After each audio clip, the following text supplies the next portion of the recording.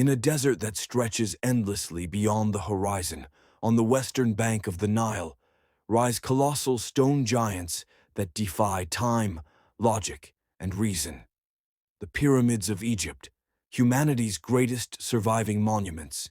They are not merely tombs for kings who once ruled, nor just stones stacked with impossible precision. They are a living enigma, a riddle carved into the earth, one that still fascinates scientists, historians, and dreamers alike. How did human beings, more than 4,000 years ago, manage to build something so vast, so flawless, so eternal? How did they lift stones weighing tens of tons, shaping and aligning them so perfectly that the structure still stands unshaken after millennia? And why were they built at all? Were they truly tombs, or something far more mysterious? Questions that have echoed through centuries, but the final answer still lies buried beneath the sands of Giza. Today, we travel back in time, through the dust of history, to uncover the theories that have been told and the ones that were never spoken. It all began in ancient Egypt, in an age when kings were not seen as mere men, but as living gods. Death to them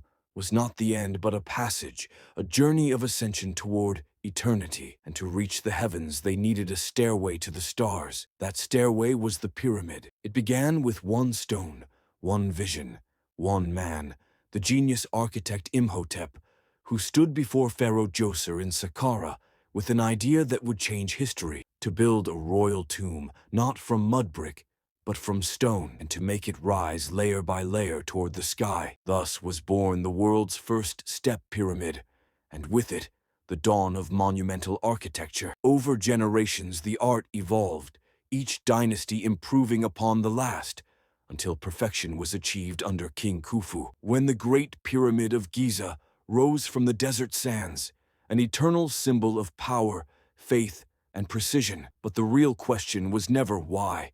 It was how. How were these massive stones lifted? How were they placed with such impossible accuracy, without cranes, machines, or modern technology? Since the 19th century, scientists have tried to answer this question. The most famous explanation is the ramp theory, the idea that workers built a massive ramp of mud and sand wrapping around the pyramid, dragging stones upward on wooden sleds. Each time a new layer was completed, the ramp was extended higher until it reached the top. Simple, logical, believable, at least on paper. But the math tells another story. The amount of sand required for such a ramp would have been enormous, more than the pyramid itself. So how did they remove it after construction? And how did they maintain the perfect geometric precision throughout? The theory, while elegant, begins to crumble under its own weight. Others suggested a different approach, that the stones didn't need to be dragged at all, but floated. Enter the water theory. Ancient carvings depict boats carrying massive stone blocks along the Nile.